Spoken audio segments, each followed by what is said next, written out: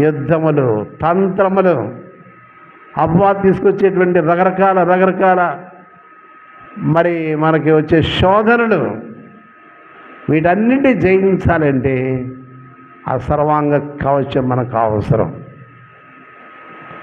ఏంటంటే సర్వాంగ కవచం తర్వాత వచ్చిన చూడండి, తర్వాత వచ్చిన పాదములకు సమాధాన సువార్త వలన సిద్ధ మనసును జోడు తొడుక్కొని నిలవబడు. అంటే పాదాలకు ఉండే జోడు ఏంటంటే సమాధానకరమైన సువార్తను ప్రకటించే జీవితం మనకు అవసరం. అదే మన పాదాలకి జోళ్ళు.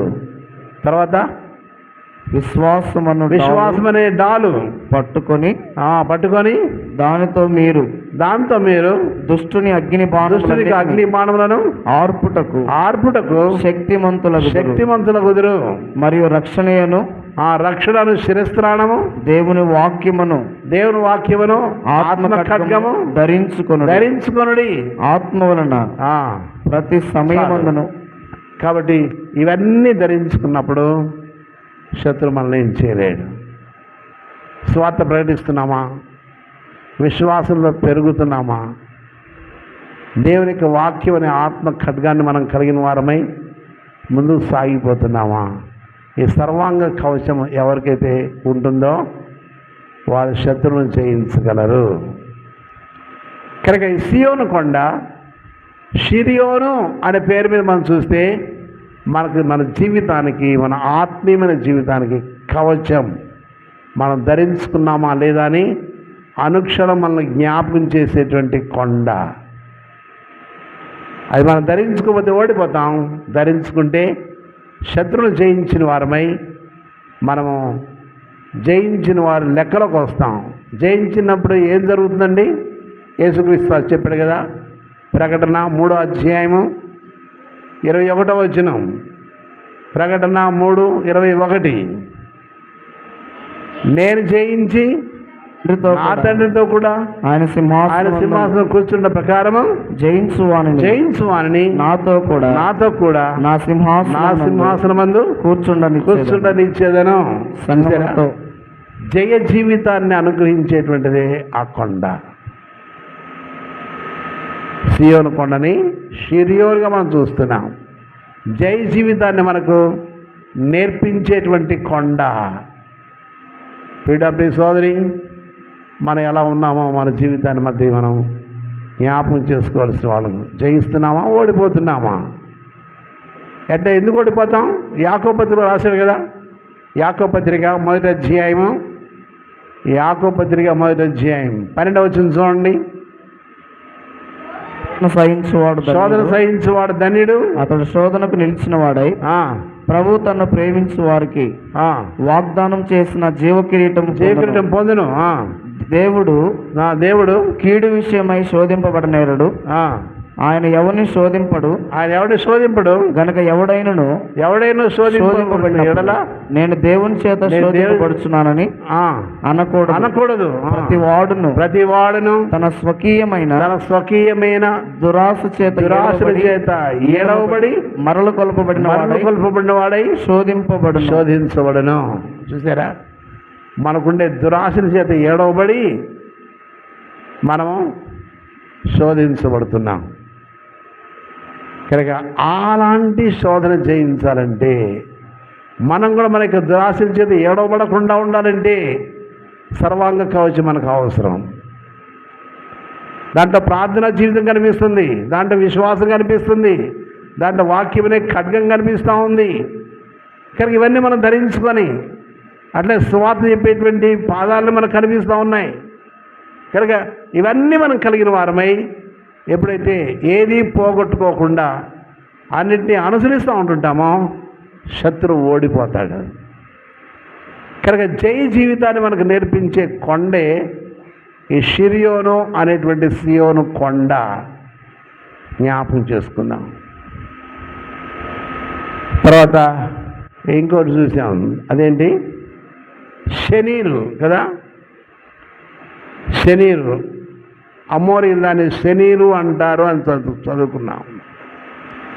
శనీరు అంటే అర్థం ఏంటంటే శిఖరాగ్రము అని అర్థం.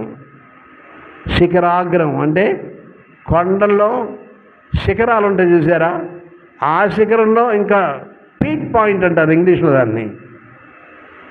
శిఖరాగ్రం అంటే అంతకంటే ఎత్తు ఇంకేం మనకు ఉండదు. ఎవరెస్ట్ శిఖరం ఉందనుకోండి, అంతకంటే ఇంక ఎత్తైన పర్వతం లేదు. అది అన్నిట్లో గొప్పది ఎవరెస్ట్ శిఖరం. కాబట్టి అట్లే మనం కూడా ఆత్మీయంగా ఉన్నతమైన స్థాయిలోకి వెళ్ళాలి అని మనకు నేర్పించే కొండే సియోను కొండ, లేక శనీరు అని పిలువబడుతున్నటువంటి సియోను కొండ. ఆత్మీయంగా అభివృద్ధి పొందాలి. ఎంతవరకు అభివృద్ధి పొందాలి? ఎఫెసీ పత్రిక 4వ అధ్యాయము 11వ వచనం చూడండి. ఎఫెసీ పత్రిక 4వ అధ్యాయం 11లో మనమందరము విశ్వాస విషయంలోను దేవుని కుమారుని గూర్చి అందరం చదువుకుందామా? అందరూ చదవండి. మనమందరమును విశ్వాస విషయంలోను దేవుని కుమారుని గురించిన జ్ఞానం విషయంలోను ఏకత్వం పొంది, అనగా క్రీస్తు కలిగిన సంపూర్ణతకు సమానమైన సంపూర్ణత కల వరకు ఆయన ఇలాగ నియమించను. చూసారా? కానీ యేసుక్రీస్తు వారికి ఉన్నటువంటి సర్వ సంపూర్ణతకు మనం కూడా సమానమైన సంపూర్ణత పొందేంత వరకు ఎదగడమే ఎదగడమే ఎదగడమే. ఎంతవరకు? ఆ శిఖరాగ్రం చేరేంతవరకు, మన ప్రియుడు ప్రభుని యేసుక్రీస్తు వారు మనం చేరేంతవరకు, ఆయన స్వరూపంలో వచ్చేంతవరకు ఎదగటమే. విశ్వాసంలో ఎదగడం, ఆత్మీయతలో ఎదగడం, ప్రార్థనలో ఎదగడం, సువార్తలో ఎదగడం. కనుక ప్రభువు గురించిన జ్ఞానం అనగా బైబిల్ చదివే విషయంలో, ధ్యానం చేసే విషయంలో ఎదగడం. ఎంతవరకు ఎదగాలి? మన యేసుక్రీస్తు వారి యొక్క సంపూర్ణతకు సమానమైన సంపూర్ణత కలిగిన వారం అయ్యేంతవరకు, అనగా ఆ శిఖరాగ్రం మనం చేరేంతవరకు కూడా ఎదగడమే ఎదగడమే ఎదగడమే. సియోను కొండ మన జీవితంలో ఇవన్నీ మనకు నేర్పిస్తూ ఉంది. వీడియో జ్ఞాపకం చేసుకున్నాం. మనం ఈ 5 మాటలు చూసాం కదా. మొదటిది మోరియా చూసాం. మోరియా మనకి ఏం నేర్పించింది? త్యాగం, సమర్పణ, త్యాగం నేర్పించే కొండ. రెండవది ఏంటండి? శరీరం. ఆ శరీరం ఏం నేర్పించింది? కవచం. దేవుడిచ్చిన సర్వాంగ కవచం ధరించుకోండి, ధరించుకుంటే గెలుస్తారు, కనుక విజయం పొందుతారు. విజయం పొందిన వాళ్ళని పరలోకంలో యేసయ్య తన సింహాసనం కూర్చోబెడతాడు అని మనకి ప్రోత్సాహం ఇచ్చేటువంటిది ఆ సియోను కొండ, ఆ శరీరం కొండ. తర్వాత మూడవది శరీరం. అదే చెప్పింది, యేసుక్రీస్తు వారికి సంపూర్ణతకు సమానమైన సంపూర్ణత కలిగిన వారి వరకు, అంటే ఆ పీక్ పాయింట్కి, శిఖరాగ్రానికి చేరుకోండి అని మనకు నేర్పించేటు కొండే ఆ కొండ. ఆ తర్వాత హెర్మోను అని పేరు కూడా ఉంది కదా దానికి. హెర్మోన్ అంటే పరిశుద్ధత. హెర్మోన్ అంటే పరిశుద్ధత, అనగా పరిశుద్ధతలో మనం ఎదుగుట. కనుక సియోను కొండ ఇన్ని పేర్లు కలిగిందిగా మనం చూస్తున్నాం.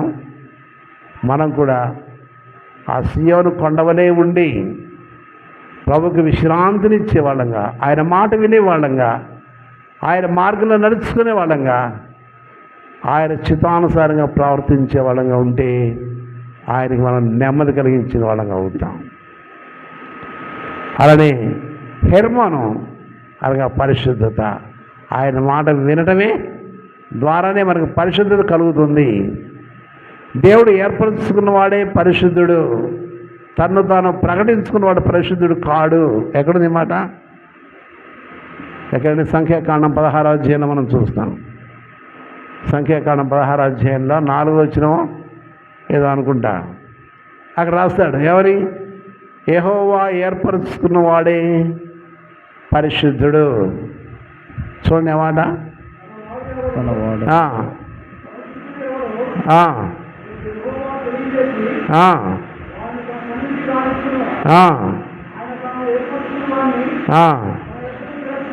ఆ, ఆ, కనుక యెహోవా ఏర్పరచుకున్నవాడే పరిశుద్ధుడు. ఎన్నో వచనం? 7వ వచనం చూడండి. అప్పుడు యెహోవా ఆ, ఏ మనుషుని ఏర్పరచుకునను యెహోవా ఏ మనిషిని ఏర్పరచుకునను వాడే పరిశుద్ధుడు. వాడే పరిశుద్ధుడు. చూసారా? కనుక యెహోవా ఏ మనిషిని ఏర్పరచుకున్నాడో వాడే పరిశుద్ధుడు. ఏర్పరచుకోగానే సరిపోలా, అది పరిశుద్ధుడుగా తీర్చబడ్డాం, సరిపోలా, ఇంకేం కావాలి? అదే యెషయా గ్రంథము 4వ అధ్యాయం మనం చూస్తే అక్కడ 3వ వచనంలో ఏమంటాడు?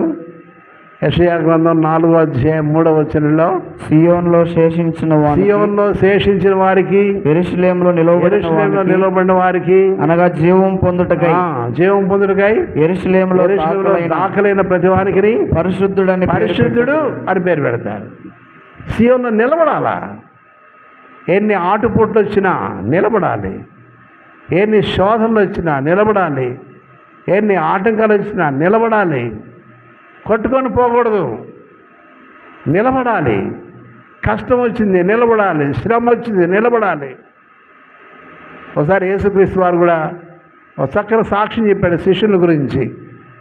లూకాసు వార్త 22వ అధ్యాయంలో 22వ అధ్యాయం 27వ వచనం అనుకుంటాను, 27వ వచనం 28వ వచనం. అక్కడ అంటాడు, నాతో కూడా నా శ్రమలలో నిలిచి ఉన్నవారు మీరే. శ్రమలు వచ్చినాయి, హింసలు వచ్చినాయి, ఇబ్బందులు వచ్చినాయి, కష్టాలు వచ్చినాయి, వ్యాధులు వచ్చినాయి, బాధలు వచ్చినాయి, కానీ వాటికి కొట్టుకొని పోలా, వీళ్ళు నిలబడ్డారు. సియోనులో నిలిచిన వానికి, యెరూషలేములో నివసించుటకు తమ పేర్లు దాఖలా చేసుకున్న వారికి పరిశుద్ధుడు అని పేరు. కాబట్టి నీవు నేను మనం కూడా ఎన్ని కష్టాలు వచ్చినా, ఇబ్బందులు వచ్చినా, శ్రమలు వచ్చినా, ఏమొచ్చినా కానీ మనం వాటికి కొట్టుకొని పోకుండా మన సియోనులో నిలబడితే, యెరూషలేములో నివసించడానికి మన పేర్లు దాఖలా చేసుకుంటే దేవుడు మనల్ని పరిశుద్ధుడని ప్రకటిస్తాడు. ఆ పరిశుద్ధులదే పరలోక రాజ్యం, పరిశుద్ధులదే పరలోక రాజ్యం.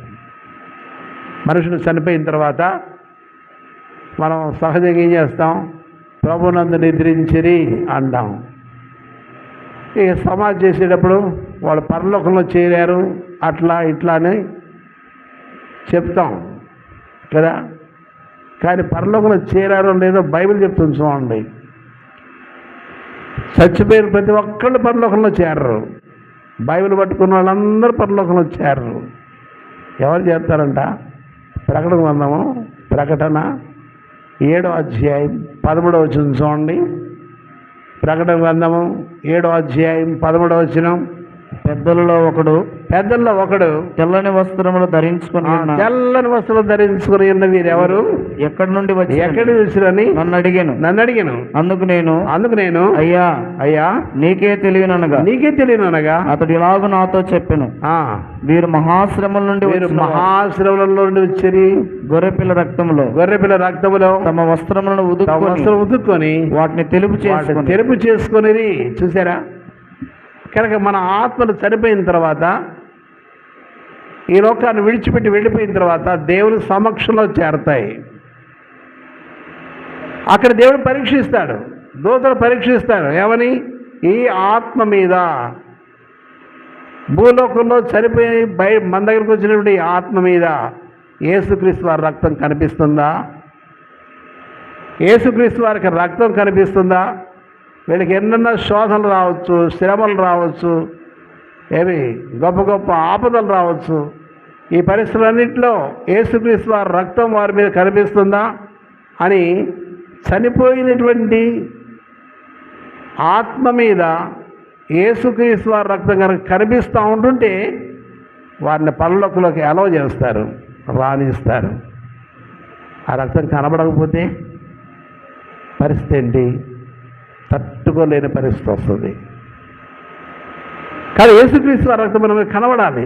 శ్రమ వచ్చినా, ఇబ్బంది వచ్చినా, వ్యాధి వచ్చినా, బాధ వచ్చినా, ఆల్రెడీ సూటిపోటి మాట్లాడుతున్నా, ఎన్ని పరిస్థితులు మన జీవితంలోకి వచ్చినా కానీ మన జీవితం మీద యేసుక్రీస్తు వారి రక్తము కనిపిస్తూనే ఉండాలి. నిత్య నిబంధన సంబంధమైన రక్తము.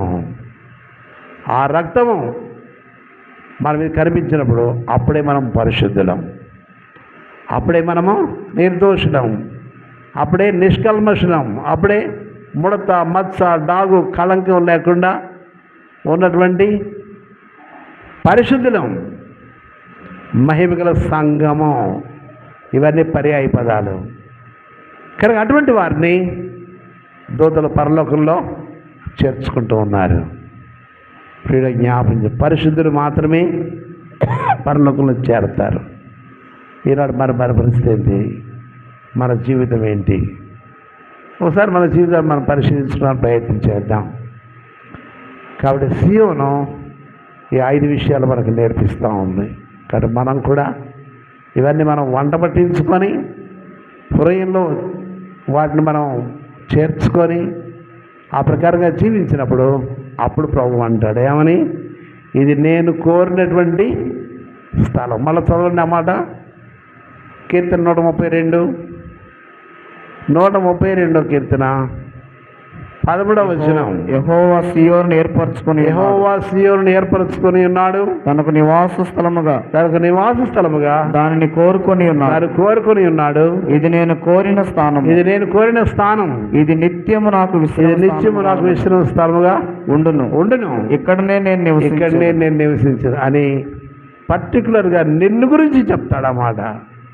నిన్ను గురించి, నన్ను గురించి, మనల గురించి, ఒక్కొక్క వ్యక్తిని గురించి. ఈ వ్యక్తి నేను ఏర్పరచుకున్న వ్యక్తి, ఈ వ్యక్తి నేను కోరుకున్న వ్యక్తి, ఈ వ్యక్తి దగ్గర ఇక్కడే నాకు విశ్రాంతి దొరుకుతుంది, ఇక్కడే నేను నివసిస్తాను, ఈ వీళ్ళ గుండెల్లోనే నేను నివసిస్తాను, వీళ్ళని నాకు కావాలి అని ప్రభు నిన్ను గురించి, నన్ను గురించి ఆయన చెప్పగలడు.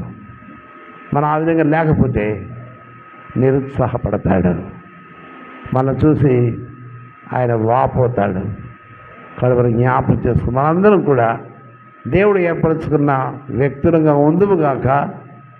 దేవుడు మన హృదయాల్లో ఆయన నివసించేవాడుగా, మన హృదయాల్లో నిద్రించేవాడుగా, మనల్ని కోరుకునేవాడుగా ఆయన ఇది నేను కోరిన స్థలము అని నిన్ను గురించి, నన్ను గురించి చెప్పేవాడుగా ఉండునుగాక.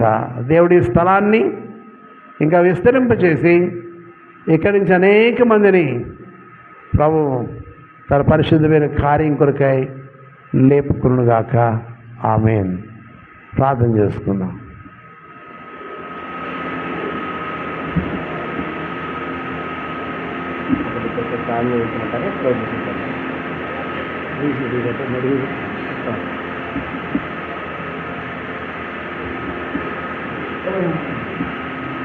దయచేసి మరి వాక్య వెలుగులో మరి ఆ విధమైన సంఘముగా సీయోను కట్టబెట్టకై కొప్పరిపాటు సేవకులు ప్రార్థన చేస్తారు.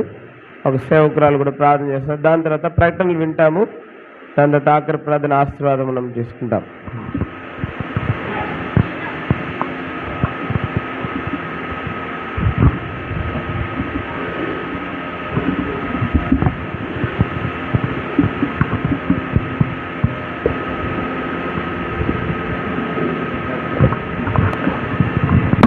అందరు కళ్ళు మూసుకోండి, మోకరించండి. వాక్య వెలుగులు ఈ విధంగా సంఘం కట్టబెట్టకు, అందులో ఉన్నటువంటి దేవుని ప్రజలు కట్టబెట్టకు మరి దైవ సేవకులు ప్రార్థన చేస్తారు, ఒక సేవకురాలు ప్రార్థన చేస్తారు. దాని తర్వాత ప్రకటనలో ఆఖరి ప్రార్థన ఆశీర్వాదం తీసుకుంటాం. ప్రేమ కలిగిన మా తండ్రి, పరిశుద్ధుడ నీకు వందనాలు, స్తోత్రాలయ. సీయోని ప్రభువా నా తండ్రి, మరొక నూతన సంవత్సరములు మీరు ప్రవేశపెట్టినందుకు వందనాలు, స్తోత్రాలు. ఆ సందర్భముగా దైవ సేవకుల ద్వారా మీరు మాట్లాడుతూ వచ్చినటువంటి ప్రతి లేఖన భాగమును బట్టి మిమ్మల్ని స్తుతిస్తూ ఆరాధిస్తూ ఉన్నాం. ప్రభా నా తండ్రి, సియోను యొక్క పరిస్థితి, సియోను యొక్క ప్రభా పూర్వస్థితి, సియోనుకి ఉన్న ప్రశస్తతను గురించి ప్రభా నీ దాసుని ద్వారా మీరు తెలియచేస్తూ వచ్చినందుకు వందనాలు, స్తోత్రాలు. నేడు ఉన్నటువంటి ప్రభా ఈ మాటల్లో సియోనుని ప్రభా నా తండ్రి సంవత్సరాది మొదలుకొని సంవత్సరాంతరం వరకు నీ కనుదృష్టి ఉంచారు. మీకు వందనాలు, స్తోత్రాలు చెల్లిస్తూ ఉన్నాను. ప్రభా నా తండ్రి, జరుగుతున్నటువంటి ఈ పరిచర్యలన్నిటినీ మీరు జ్ఞాపకం చేసుకోండి, నీరు కట్టండి, ఫలింపచేయండి. రానున్నటువంటి దినాలలో ప్రభా నా తండ్రి సియోను వలే ప్రభా నా తండ్రి నా నాయన కేంద్రముగాను అది చుట్టుపక్కల అనేక స్థలములలో విస్తరించడానికి మీరు కృపనిస్తూ రమ్మని వేడుకుంటున్నాను. మీరే సహాయం చేయండి. అంతేకాదు అది మీరు విశ్రమించిన స్థలం, మీరు కోరుకున్నటువంటి స్థలం అని నా తండ్రి తెలియజేస్తూ వచ్చినందుకు వందనాలు, స్తోత్రాలు. ఈ సియోనులో కూడా అనేకులు ప్రభా సేద తీర్చడానికి, అనేకులు ప్రభా సంఘంలో చేర్చబడటానికి, అనేకులు ప్రభా నా తండ్రి ఈ మాటల ద్వారా రక్షణలోకి నా తండ్రి నడిపించబడటానికి రానున్నటువంటి దినాలలో సియోని సరిహద్దులను విశాలపరచుతూ రమ్మని నీ కృపగల హస్తాలకు అప్పగించుకున్నాం. రాగలిగిన ప్రభా దైవ సేవకులను బట్టి, పరిచారకులను బట్టి, ప్రభా స్థానిక సంఘమును బట్టి, విశ్వాసులను బట్టి, ఆయా ప్రాంతముల నుంచి వచ్చిన నీ బిడ్డలందరిని బట్టి మిమ్మల్ని స్తుతిస్తూ ఉన్నాను. ప్రభా నా తండ్రి నా నాయన ఏ సియోనుని మరింతగా ఫలభరితముగా ప్రభా రానున్నటువంటి దినాలలో మీరు దయచేస్తూ రమ్మని దేవా ఈ పరిచర్య అంతటినీ మీరు ముద్రిస్తూ రమ్మని నీ కృపగల స్థలకు అప్పగించుకుంటూ మా ప్రభువును రక్షకుడు యేసుక్రీస్తు వారి నామం పేరిట స్తుతించి ప్రార్థించడానికి వేడుకుంటున్నాము తండ్రి. ఆమేన్. ఒక దైవ సేవకురాలు ప్రార్థించండి. ఏ విధంగా సంఘం కట్టబడినట్లు ఒక దైవ సేవకురాలు.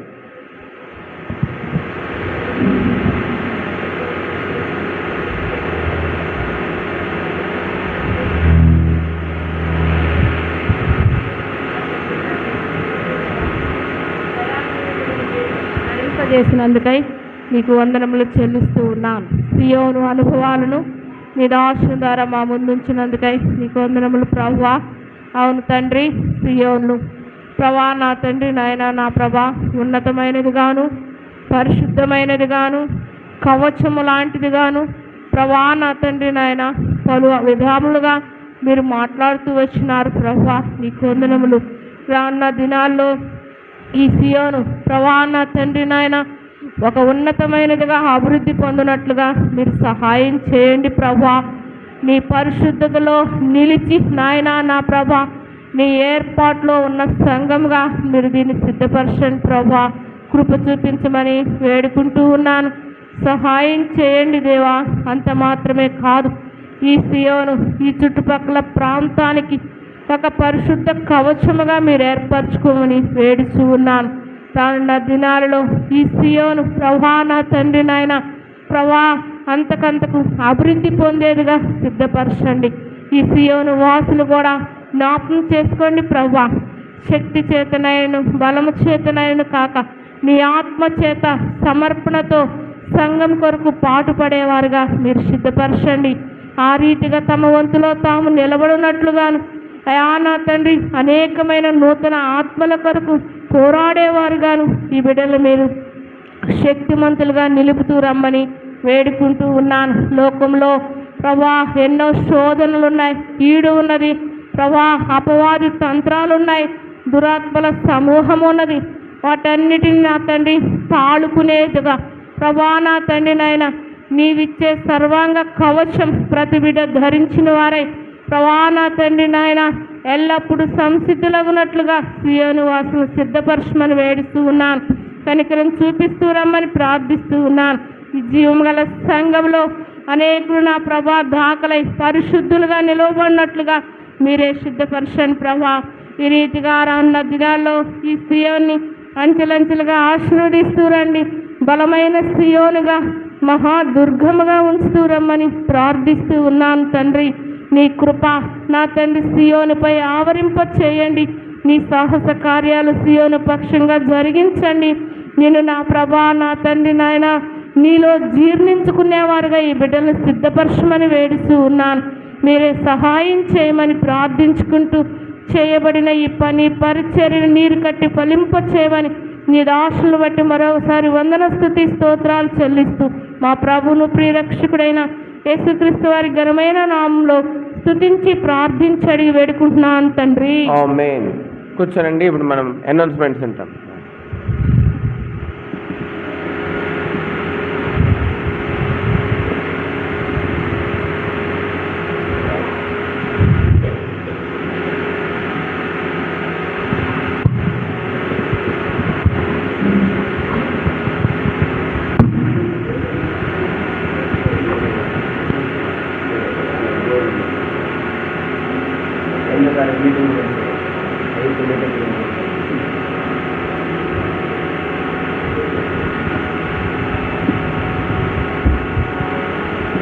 సియోను 4వ వార్షికోత్సవ పండుగకు చేరి వచ్చిన పరిశుద్ధులందరికీ హృదయపూర్వకమైనటువంటి వందనాలు. ప్రకటనలు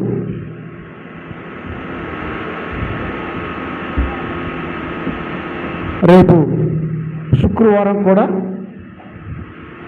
ఆల్ నైట్ ఉంటుంది. ఇక్కడ దైవ సేవకులతోటి ప్రకాశం జిల్లాలో ఉన్నటువంటి దైవ సేవకులందరితో ఇక్కడ ఆల్ నైట్ జరుగుతుంది. దాని కొరకు కూడా ప్రార్థించవలసిందిగా ప్రేమతో మీకు మనవి చేస్తున్నాను. అలాగే మరి మందిరం సంపూర్ణంగా కట్టుబడి జరగటానికి ఇంకా కొన్ని మరి పెండింగ్ పనులు ఉన్నాయి.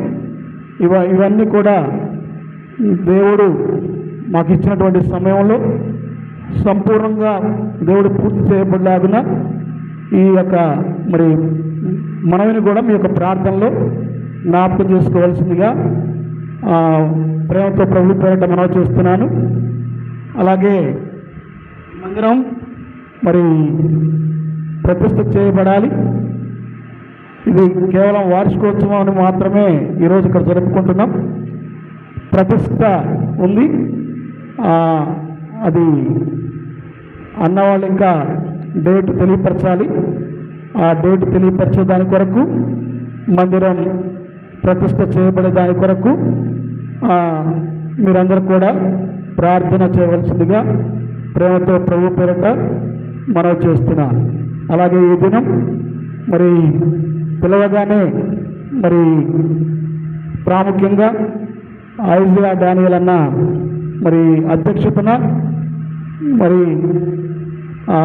నాకు అత్యంత మరి ఆత్మీయులు దేవానందరావు గారు అన్న మరి గుడివాడ నుంచి రావడం, ఈ యొక్క స్పెషల్ మెసేజ్లో ఆయన మాట్లాడటం నాకు ఎంతో సంతోషం. ఆ విధంగా మరి సియోను అన్న ఏ విధంగా అయితే మరి దేవుడు తన ద్వారా మాట్లాడుతూ వచ్చాడు, ఆ విధంగా ఈ సియోను కూడా నడుస్తుంది. దేవుడు ఆ విధంగా నడుపుకుంటూ ఉన్నాడు, అలాగే సహాయం చేస్తున్నాడు. అలాగే అన్న మరి అన్న ద్వారా దేవుడు మాట్లాడుతూ వచ్చినటువంటి ప్రతి మాట ఎంతో అమూల్యమైనది నాకు. మరి ఆ విధంగా అన్న రావటం నాకు చాలా సంతోషం.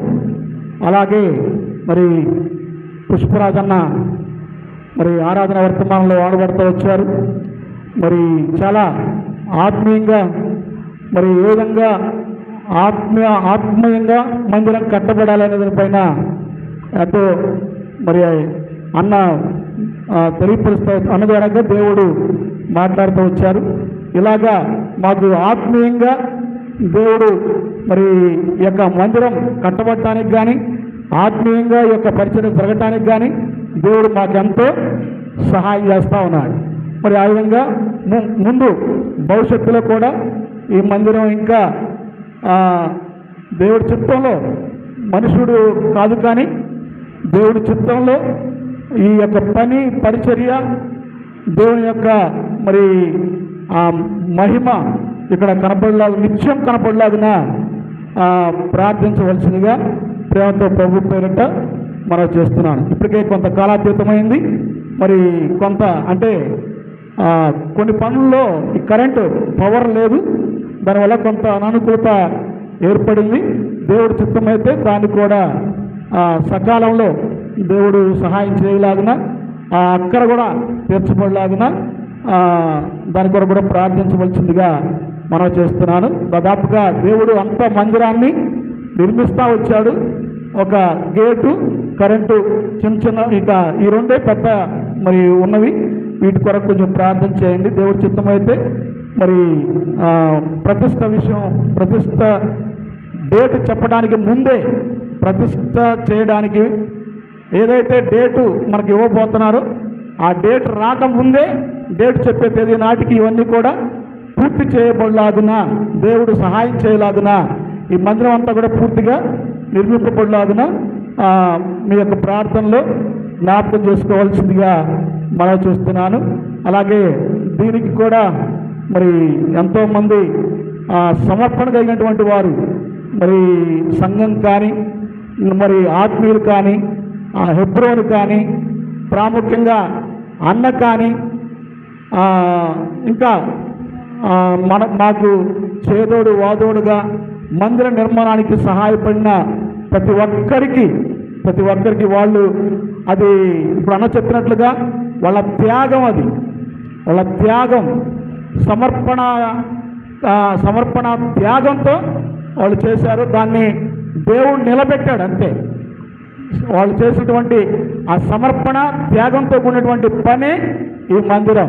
దౌర్భాగ్యుడిని, ఎక్కడో పెంట కుప్పలో తిరిగేటటువంటి నన్ను దేవుడు ఇక్కడ మరి నిలబెట్టుకోవడానికి దేవుడు సహాయం చేస్తూ వచ్చాడు. ఆయన పని ఆయన జరుపుకుంటున్నాడు. దేవుడు ఇంకా మున్ముందు అనేక విధాలుగా ఈ పరిచయను ముందుకు నడిపించాలని, అనేక విధాలుగా మరి ఎన్నో ఆత్మలు ఇక్కడ రక్షింపబడాలని, అన్నలాంటి మరి పుష్పరాజు అన్న, అలాగే మరి దేవానందరావు అన్న, అలాగే ఐజా డానియల్ అన్న లాంటి వాళ్ళు ఇంకా ఎంతోమంది ఇక్కడ మరి ప్రసంగించాలని, ఎంతోమందిని ఆత్మలు రాబట్టాలని మరి నా కోరిక. ఆ విధంగా ముందు నేను ఆ పరిచయంలో ముందుకు సాగడానికి ఎన్నో ఆటంకాలు ఉన్నాయి.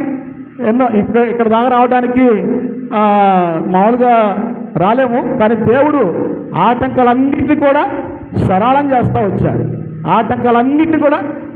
చేస్తూ వచ్చాడు. ఆయన నిర్మించుకున్నాడు, ఆయన ఏర్పాటు చేసుకున్నాడు, ఆయన కోరుకున్నాడు, ఆయన నడిపిస్తున్నాడు. ఇది ఇప్పుడు అన్న ద్వారా దేవుడు మాట్లాడినట్లుగా దేవుడు ఈ సంఘాన్ని నడిపిస్తూ ఉన్నాడు. ఆ విధంగా ఇంకా ముందు కూడా మరి ఆ విధంగా ఇంకా ఐజా డానియల్ను కూడా మరి ఎంతో ప్రోత్సహిస్తూ మరి హెబ్రోను పెద్దలు, ప్రాముఖ్యంగా హెబ్రోను పెద్దలు కూడా మరి చాలా మరి ప్రోత్సాహాన్నిస్తూ ఎప్పుడు కూడా మరి మన ఏ సమస్య ఉన్నా సరే అందరూ కూడా ఐక్యంగా ముందుకు నడిపిస్తున్నటువంటి వాళ్ళు. అంతేకాదు ఇంకా నాకు ఆత్మీయులు మరి కొప్పరిపాడి ఏలియా అన్న, అక్క, అలాగే నెడమానూరు మరి యశ్వ అన్న, అలాగే అక్క, అలాగూ మరి బ్రదర్ ఏస్కేల్ బ్రదర్, ఇలాగా మరి ఎంతోమంది ఇంకా చాలామంది ఉన్నారు. ఇది నావు మాత్రం అనుకొని చెప్పి అందరూ పిలవలేదు. దేవుని చిత్తమైతే ప్రతిష్ఠ నాటికి ఇక్కడ ఏ విధంగా అయితే జేసీరావు అంకులు ఈ యొక్క ఇనాగ్రేషన్ స్టోన్ వేశాడో ఆ విధంగా చేయాలని నా ఆశ, ఆలోచన. మరి ఆ విధంగా దేవుడు సహాయం చేస్తారని నమ్ముతూ ఇప్పటివరకు మరి కొన్ని అవాంతరాలు ఉన్నప్పటికీ కూడా మీరంతా కూడా ఎంతో ఓపిక కూర్చుకున్నారు. దానికి అది ప్రభు చిత్తం, దేవుని చిత్తం. అది మనం కూర్చోవడానికి కూడా కాలాతీతమైంది. అందరికీ మరి గత 3 సంవత్సరాలు దేవుడు కాపాడుతూ వచ్చాడు. 4వ సంవత్సరానికి ప్రవేశపెడతా వచ్చాడు. మరి దాన్ని పురస్కరించుకొని వచ్చిన పరిశుద్ధులందరికీ ప్రేమ విందు ఏర్పాటు చేసి ఉన్న సీఎం తరపున అందరూ కూడా ప్రేమ విందులో పాలు పంపులు పొంది క్షేమంగా మీ కుటుంబాలకి దేవుడు నడిపించాలని కోరుకుంటూ ఈ చివరి మాటలు ముగిస్తూ ముందున్న సమయాన్ని అన్నకు అప్పగిస్తున్నాను. అన్న నడిపిస్తాను. ప్రార్థన చేసుకుంటాం. ఆఖరి ప్రార్థన ఆశీర్వాదము దేవానందరావు గారు వచ్చి ప్రార్థన చేసి ఆశీర్వాదం ఇస్తారు.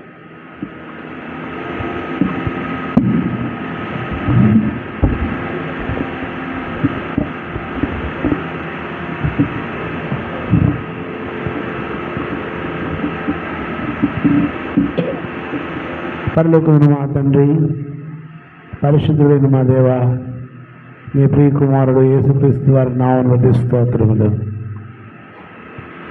మా తండ్రి, ఇక్కడ మా బిడ్డ నాయకులను మేము నిలబెట్టుకొని జరిగిస్తున్న ఈ కార్యాలన్నిటి కొరకే స్తోత్రాలు తెలుస్తున్నాం.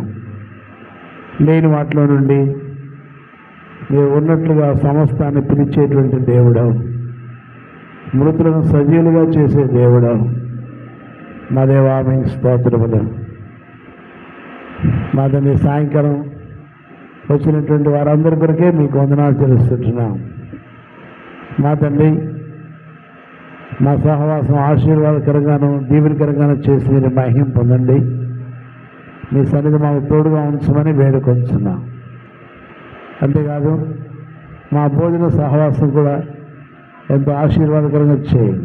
ఆ తర్వాత అందరూ వారి వారి ఇళ్లకు ప్రయాణం చేసే సమయం కూడా ఎంతో దీవెనకరంగా చేసి మీరు మహిమ పొందండి. క్షేమంగా ప్రతి ఒక్కరిని వారి వారి ఇళ్ళు చేర్చి మీరు మహిమ పొందండి. మాది మీ దాసులు నాయకులను చేతులు బలపరచండి. మాది మీరే గుంపులు విప్పి ప్రతి అవసరం తీర్చి మీరు మహిమ పొందండి. ఇంకా మందిరకు సంబంధించిన పనులు చాలా ఉన్నాయి. అవన్నీ కూడా మీరే తగిన సమయంలో తీర్చి మీరు మహిమ కోరుకుంటున్నాం. మా దేవా, దయ చూపించమని వందనములు స్తోత్రములు మీకు ఆరోపించుకొనొచ్చు మా ప్రభువును మా సొంత రక్షకుడునైన యేసుక్రీస్తు వారి శ్రేష్టమైన నామమున వేడుచున్నాం తండ్రి. ఆమేన్. ఆమేన్. మన తండ్రి అయిన దేవుని ప్రేమ, ప్రభువైన యేసుక్రీస్తు వారి కృప, పరిశుద్ధాత్మిక అన్యోన్య సహవాసము మనకందరికీ నిరంతరం తోడై నడిపించును గాక. ఆమేన్. ఆమేన్. మా దేవుడవై మాకిచ్చితివి ఎంతో గొప్ప శుభదినము. మా దేవుడవై మాకిచ్చితివి ఎంతో గొప్ప శుభదినము. మేమందరము ఉత్సాహించి సంతోషించెదము. మేమందరము ఉత్సాహించి సంతోషించెదము. కొనియాడెదము మరువబడని మేలుల చేసెనని. కొనియాడెదము మరువబడని మేలుల చేసెనని. స్తుతియు మహిమా ఘనతా నీకే యుగ యుగముల వరకు. ఎంతో నమ్మదగిన దేవా, ఎంతో నమ్మదగిన దేవా. బోలియే జిందా ఖుదా నిష్ మసీకి. సియోన్లో నుండి రక్షణ కలుగజేసిన యేసుక్రీస్తు ప్రభువారికి హల్లెలూయా. Praise lord.